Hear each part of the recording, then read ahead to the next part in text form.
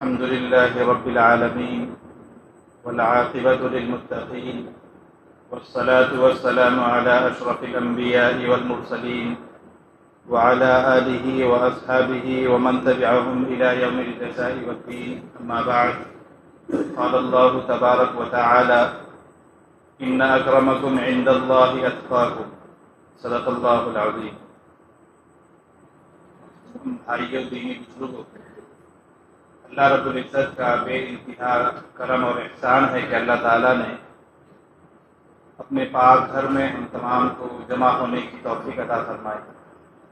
نعمتوں پر اللہ تبارک و تعالیٰ کا انسان جتنا شکر ادا کرتا ہے، اللہ تعالیٰ ان نعمتوں کو اور زیادہ بڑھا دیتا ہے. یہ قرآن کا ایک ضابطہ ہے. تو اللہ کا شکر ہے کہ اللہ نے ہمیں جمعہ کی نماز ادا کرنے کے لیے اپنے گھر میں جگہ دی اور اپنے گھر میں بلایا.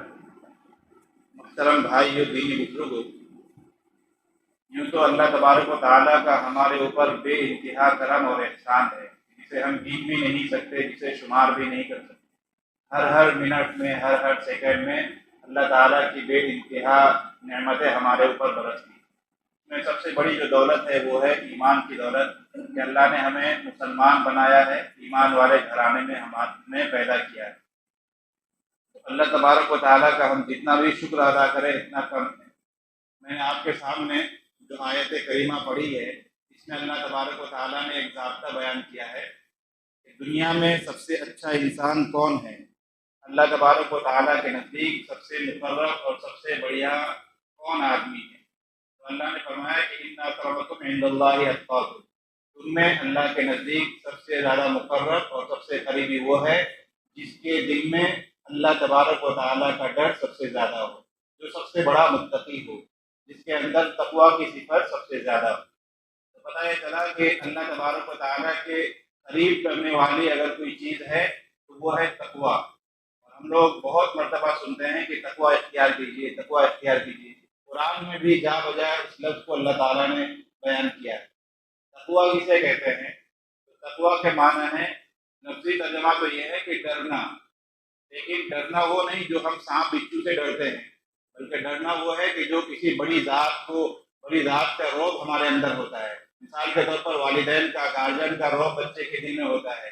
تو کسی بڑی شخصیت کو اس کی عظمتوں کی بنا پر، اس کی نعمتوں کی بنا پر اپنے دل میں جو ایک طرح کی ہیبت ہوتی ہے، ایک طرح کا ڈر ہوتا ہے، اس ڈر کا نام تقویٰ ہے.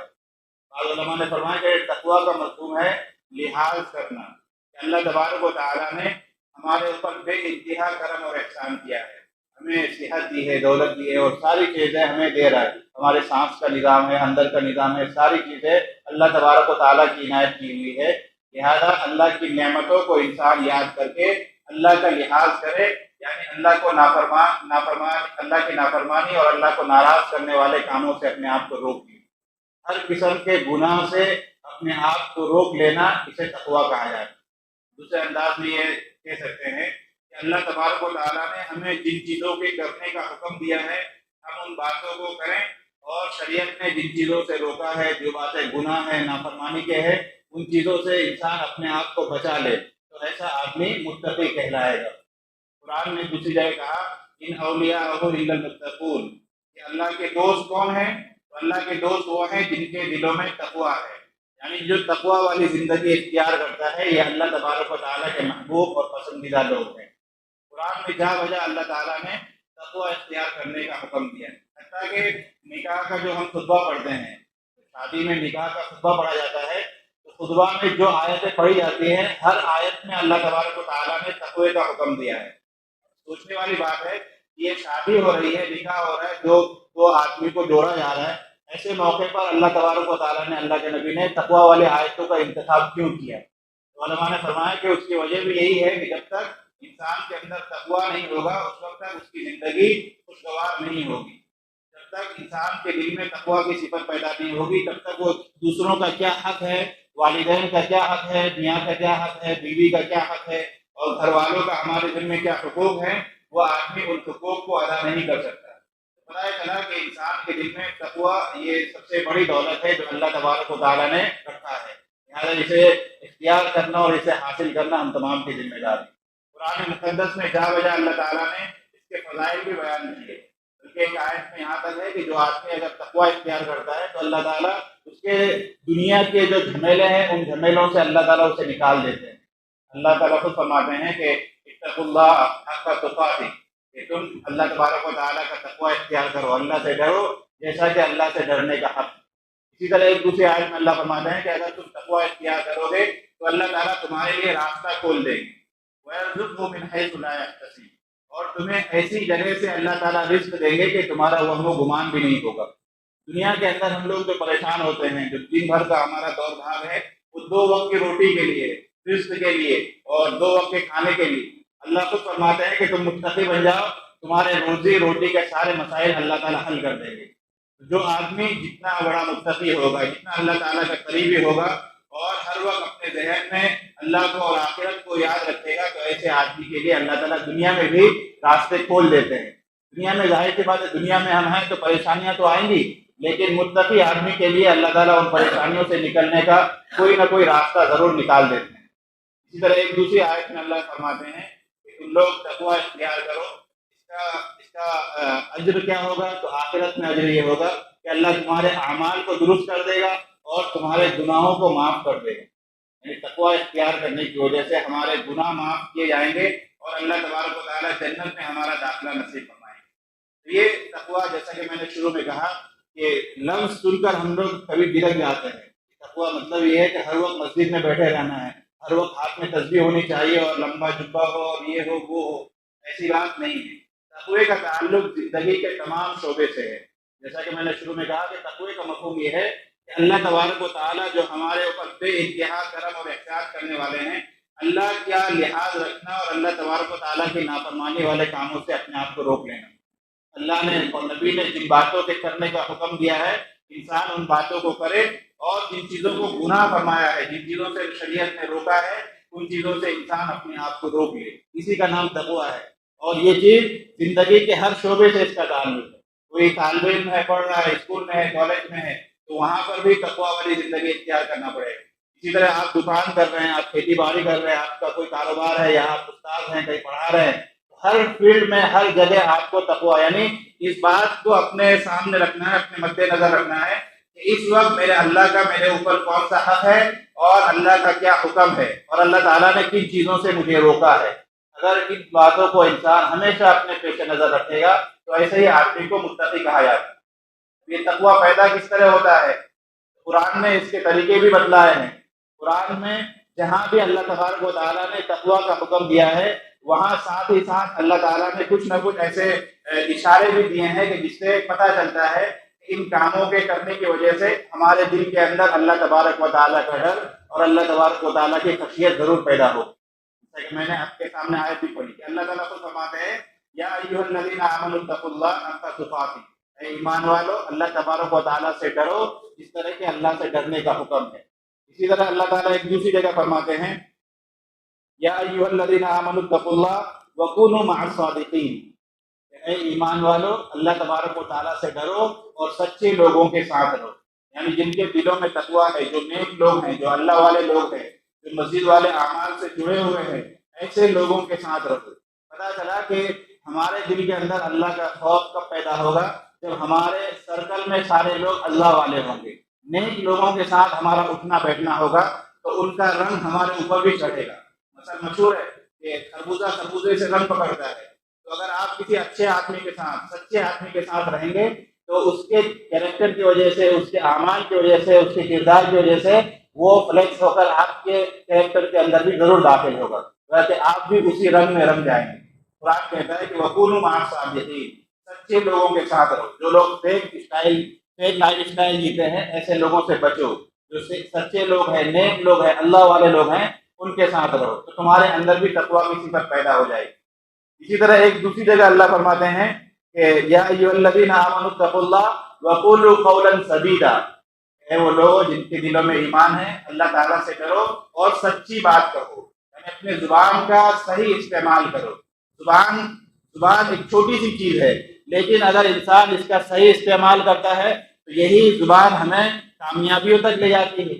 لیکن اگر اس زبان پر ہمارا کنٹرول نہ ہو تو یہ زبان دنیا میں بھی انسان کو در در کی ٹھوکریں کھلاتا ہے۔ مثال کے طور پر کسی کو آپ نے 2 بات کہہ دی کسی کو گالی دے دیا تو 10 آدمی میں وہ آپ کو ضرور ذلیل کرے گا. کسی کے خلاف آپ نے بہتان لگایا وہ مقدمہ بھی کر سکتا ہے، اور اپنی عزت کے خلاف وہ آپ کے خلاف مقدمہ بھی کر سکتا ہے. تو زبان ایک چھوٹی سی چیز ہے، لیکن اگر اس کا انسان صحیح استعمال کر لیتا ہے تو اللہ فرماتے ہیں کہ اس آیت سے اشارہ ہوتا ہے کہ ایسے آدمی کے اندر تقویٰ کی صفت ضرور پیدا ہوگی. قرآن کہتا ہے یا ایھا الذین آمنوا اتقوا اللہ وقولوا قولا سدیدا. اگر تم صحیح بات کہو گے، زبان کا صحیح استعمال کرو گے، اس کا فائدہ کیا ہوگا؟ یصلح لکم اعمالکم، اللہ تبارک و تعالیٰ تمہارے اعمال کو، تمہارے کاموں کو درست کر دیں گے. ویغفر لکم ذنوبکم، اور تمہارے گناہوں کو اللہ تبارک و تعالیٰ دھو دیں گے، گناہ معاف ہو جائے گا. تو تقویٰ کی بڑی اہمیت ہے. قرآن نے اس کے طریقے بھی بتائے، جیسا کہ میں نے کہا کہ نیک لوگوں کے ساتھ رہنا ہے، ہمارا سرکل صحیح ہو. اسی طرح سچ بات بولنا ہے اور درست بات بولنا ہے، یعنی زبان کا بالکل صحیح استعمال ہو. قرآن نے ایک دوسری جگہ بھی کہا کہ زبان کا صحیح استعمال ہو تو انسان کیا کرے؟ وقولوا للناس حسنا، کہ لوگوں کے ساتھ بھلائی کی بات کرو، لوگوں کے ساتھ اچھائی کی بات کرو. یعنی اس بات کا خیال رکھو کہ ہماری زبان سے کسی بھی بھائی کا دل نہ دکھے، ہماری زبان سے کوئی ایسی بات نہ نکلے کہ کسی کو ٹھیس پہنچے. تو اس بات کا انسان خیال کرے. مفسرین نے کہا کہ اللہ فرما رہے ہیں کہ للناس، کہ قولوا للناس حسنا، لوگوں سے اچھی بات کرو.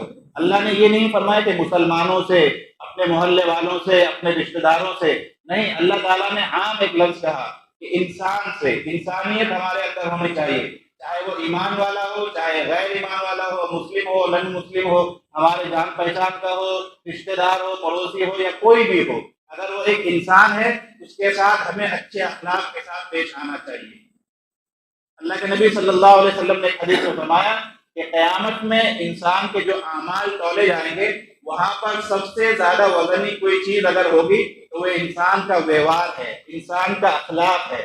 جس کے اخلاق جتنے زیادہ بلند ہوں گے، جس کے اخلاق جتنے زیادہ اچھے ہوں گے، وہ وہاں پر اس کا نامہ اعمال اتنا وزنی ہوگا. اور ہم تمام کو پتہ ہے کہ قیامت میں ہمارے جو اعمال تولے جائیں گے، اللہ تعالیٰ وہاں جو وزن کرے گا، جس کا نیکیوں کا پلڑا بھاری ہوگا، وہی جنت میں جا سکے گا، وہی آدمی کامیاب ہوگا. تو اللہ کے نبی فرما رہے ہیں کہ اپنے اخلاق کو درست کر لو، اس لیے کہ اخلاق کا وزن سب سے زیادہ ہے. اور ایک عقل میں یہ آنے والی چیز ہے کہ اگر آپ نماز پڑھیں گے تو نماز کا تعلق آپ کی ذات سے ہے. کوئی بھی عبادت آپ کریں گے تو اپنے گھر میں کریں گے، اپنی عبادت گاہ میں کریں گے، اپنے چہار دیواری میں کریں گے. لیکن اخلاق ایک ایسی چیز ہے کہ اس کا تعلق آپ کے گھر سے بھی ہے، اس کا تعلق آپ کے باہر سے بھی ہے. جو غیر مسلم ہے وہ بھی آپ کو دیکھ کر متاثر ہوں گے. ہندوستان میں جو اسلام آیا ہے، اللہ تعالیٰ نے جو ہمیں ایمان کی دولت دی ہے، یہ کسی بھی زور زبردستی سے نہیں آیا، یہ لوگوں کے اخلاق کی وجہ سے پھیلا ہے.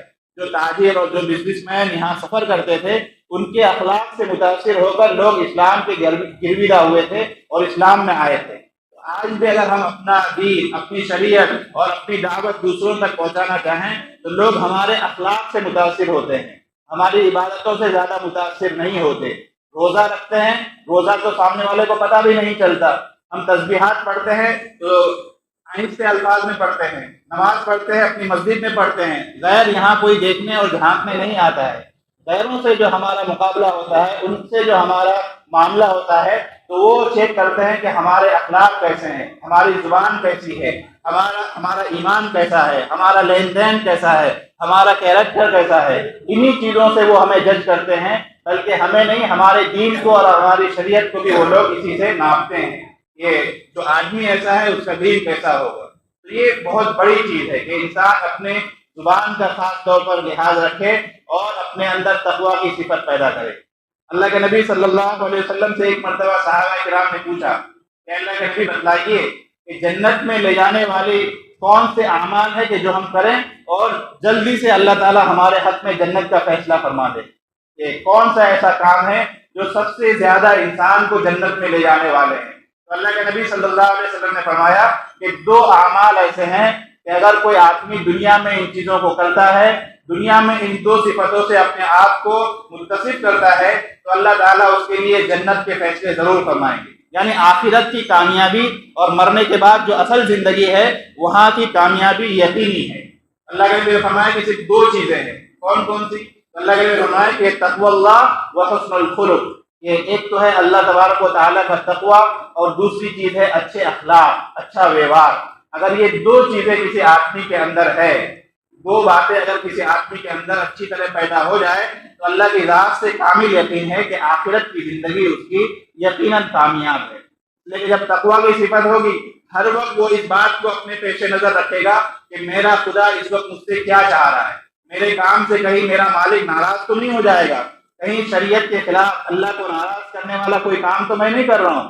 ہر وقت جب یہ فکر ذہن میں سوار رہے گی تو ظاہر سی بات ہے کہ وہ کوئی اور گناہ نہیں کر پائے گا، یا گناہ ہو بھی جائے تو وہ ضرور اللہ تعالیٰ سے معافی تلافی کرے گا اور اس دنیا سے وہ بالکل پاک صاف ہو کر جائے گا۔ ایک عالم نے فرمایا، ایک بزرگ نے فرمایا کہ تقویٰ کیا ہے؟ تقویٰ یہ ہے کہ جب انسان آخرت میں جائے تو وہاں پر اس کا گریبان پکڑنے والا کوئی نہ ہو، یعنی دنیا میں اس نے کسی کا بھی حق دبایا نہ ہو، نہ بہنوں کا حق دبایا ہو، نہ بھائیوں کا، نہ بھتیجے کا، نہ چچا کا، نہ کسی کو کچھ غلط کہا ہو، نہ کسی کو ستایا ہو، کسی کا دنیا میں اس کے ذمہ کوئی بھی حق نہیں ہے، سارے حقوق وہ دنیا میں ادا کر کر اللہ کے حضور جا رہا ہے، تو ایسا آدمی متقی ہے۔ تو اللہ کے نبی فرماتے ہیں کہ دو کام ایسے ہیں جو جنت میں لے جانے والے ہیں، جو سب سے زیادہ مؤثر ہیں کہ انسان کی آخرت کی زندگی کامیاب ہو جائے گی۔ نمبر 1 اچھے اخلاق، اور نمبر 2 تقوی اللہ، اللہ تبارک و تعالیٰ کا خوف اور اللہ تبارک و تعالیٰ کی خشیت۔ اسی طرح صحابہ نے پوچھا، اے اللہ کے نبی بتائیے کہ جہنم میں لے جانے والے کون سے اعمال ہیں، کون سا کام ایسا ہے جس کی وجہ سے انسان جہنم میں زیادہ جائے گا؟ اللہ کے نبی نے فرمایا کہ 2 چیزیں ہیں، نمبر 1 الفم، نمبر 2 الفرج، یعنی زبان اور شرمگاہ۔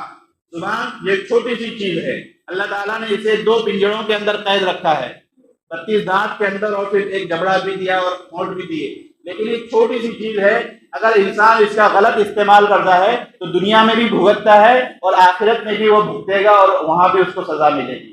تو یہ ایک چیز اللہ کے نبی نے فرمایا کہ زبان، یعنی اس کا اگر کوئی غلط استعمال کرے تو زبان کی وجہ سے زیادہ لوگ جہنم میں جائیں گے۔ پتہ ہے چلا کہ ہمیں کوشش یہ کرنی چاہیے کہ ہماری زبان سے، ہماری بول سے، ہمارے الفاظ سے اور ہماری گفتگو سے کسی کو بھی ٹھیس نہ پہنچے، کسی کو بھی تکلیف نہ ہو، ہم خیر کی بات کریں، جیسا کہ قرآن نے کہا قولوا للناس حسنا، کہ لوگوں سے بھلائی کی بات کرو، چاہے وہ کوئی بھی ہو، لوگ ہیں، لوگ عام ہیں، انسان ہونا چاہیے، انسانیت ہمارے اندر ہونی چاہیے۔ اور دوسری بات اللہ کے نبی نے فرمایا کہ والفرج، شرمگاہ، شہوت کا اگر کوئی غلط استعمال کرتا ہے، اللہ نے جو حلال اور جائز طریقہ یعنی بیوی رکھا، بیوی کے علاوہ کہیں اور وہ منہ مارتا ہے یا غلط کام کرتا ہے۔ آج کل تو اس کے مختلف ذرائع ہیں، موبائل ہے اور پتہ نہیں کون کون سی چیزیں ہیں، کوئی آدمی ان شہوانی کاموں میں مبتلا ہوتا ہے تو یہ سبب بنتا ہے اس کے جہنم میں جانے کا۔ تو اللہ کے نبی کے اس ارشاد کا مفہوم یہ ہوا کہ 2 کام ہمیں خصوصی طور پر کرنے ہیں، نمبر 1 اپنے اندر تقویٰ کی صفت پیدا کرنی ہے، اور نمبر 2 اپنے اخلاق کو درست کرنا ہے، اور 2 باتوں سے خاص طور پر اپنے آپ کو بچانا ہے کہ اپنی زبان کا ہم صحیح استعمال کریں، زبان کی حفاظت فرمائیں، اور دوسری چیز کہ اپنے شرمگاہ کی اور اپنے خواہشات کی غلط جگہ اس کا کہیں استعمال نہ ہو، اس کی ہم فکر کریں۔ تو اگر ان باتوں پر ہم عمل کریں گے تو آخرت میں ہماری سرخ روئی ہوگی۔ تو خلاصہ کلام یہ ہے کہ تقویٰ کی بڑی اہمیت آئی ہے، تقویٰ کی بڑی فضیلت آئی ہے، دنیا میں بھی اس کے برکات ہے، جیسا کہ میں نے آپ کے سامنے آیت پڑھی کہ اللہ تبارک و تعالیٰ متقین کے لیے سارے مسائل کو حل کر دیتے ہیں، اور کسی مشکل میں وہ پھنس جاتا ہے تو نکلنے کے راستے اللہ بنا دیتے ہیں، وَيَرْزُقْهُ مِنْ حَيْثُ لَا يَحْتَسِبُ، اور ایسی جگہ سے اس کے روزی کو اللہ پہنچاتے ہیں کہ انسان کے وہم و گمان میں بھی نہیں ہوتا۔ بہت مرتبہ آپ نے تجربہ کیا ہوگا کہ ایسی جگہ سے ہمارا رزق مل جاتا ہے کہ ہم نے سوچا بھی نہیں ہوتا ہے، کوئی کلائنٹ ہوتا ہے، وہ اس سے کوئی تعلق بھی نہیں، ہم پہچانتے بھی نہیں، لیکن اچانک وہاں سے کوئی آرڈر آ گیا اور ہمارا کاروبار چل گیا۔ بہت سارے ایسے واقعات ہوتے ہیں، اگر ہم غور کریں تو اللہ تعالیٰ، اگر ہم غور کریں گے تو وہ چیزیں سمجھ میں آئے گی۔ تو انسان اگر تقویٰ اختیار کرتا ہے کہ اللہ تبارک و تعالیٰ کا ڈر اور اللہ کی خشیت اپنے دل میں پیدا کرتا ہے، تو اس کے دنیاوی مسائل بھی اللہ حل فرماتے ہیں، اور آخرت میں بھی اس کے جو درجات ملنے ہیں وہ تو ملیں گے ہی۔ اسی طرح قرآن میں ایک جگہ اللہ نے فرمایا کہ تقویٰ کیسے پیدا ہو، وَلْتَنْظُرْ نَفْسٌ مَا قَدَّمَتْ لِغَدٍ، اللہ فرماتے ہیں کہ تم خود غور کر لو کہ تم نے کل کے لیے یعنی آخرت کے لیے کیا تیاری کی ہے۔ ہر وقت انسان آخرت کو اور مرنے کے بعد دوبارہ اللہ کے سامنے پیش ہونے کو، اور وہاں جو ہمارا اعمال تولا جائے گا، جو حساب کتاب ہوگا، ان تمام مناظر کو انسان اگر سوچے گا تو انشاءاللہ اس کے اندر تقویٰ کی صفت ضرور پیدا ہوگی۔ کہ ہمیں مرنا ہے، دنیا میں اگر ہم غلط کریں گے تو وہاں پر ہمارے ساتھ بہت غلط ہوگا، اور اگر دنیا میں ہم کچھ خیر کما کر جائیں گے تو وہاں پر ہمیں آرام کی اور راحت کی زندگی ملے گی۔ ان باتوں کو انسان اگر اپنے ذہن میں رکھے تو انشاءاللہ دھیرے دھیرے اس کے اندر تقویٰ کی صفت پیدا ہوتی رہے گی۔ یہ تقویٰ الگ سے کوئی مارکیٹ سے ملنے والی چیز نہیں ہے کہ الگ سے کوئی چیز لے لی اور آپ نے اس کو پہن لیا، نہیں، یہ دھیرے دھیرے اور آہستہ آہستہ ہمارے اندر پیدا ہوتی ہے۔ جو باتیں میں نے 2-3 باتیں آپ کے سامنے پیش کی کہ ہمیں نیک لوگوں کی صحبت میں رہنا ہے، سچی بات بولنا ہے، اپنے اخلاق کو درست کرنا ہے، اور نمبر 4 آخرت کو ہمیشہ اپنے مد نظر رکھنا ہے۔ ان باتوں کو اگر ہم اپنے سامنے رکھیں گے تو انشاءاللہ اللہ تبارک و تعالیٰ کا جو خوف ہے، اللہ کا جو تقویٰ ہے وہ ہمارے اندر بھی آئے گا۔ اور قرآن نے جو مژدہ سنایا، قرآن نے جو خوشخبری سنائی، ان اولیاء الا المتقون، کہ اللہ کے دوست وہی لوگ ہیں کہ جن کے دلوں میں تقویٰ کی صفت ہے، تو ہم بھی انشاءاللہ دھیرے دھیرے اللہ والے بنیں گے اور اللہ کے دوست بن جائیں گے۔ اللہ تبارک و تعالیٰ کہنے سننے سے زیادہ ہمیں عمل کرنے کی توفیق عطا فرمائے اور متقین میں ہمارا شمار فرمائے، تقویٰ والی زندگی گزارنے کی اللہ تعالیٰ ہم تمام کو توفیق عطا فرمائے۔ وآخر دعوانا ان الحمد للہ رب العالمین۔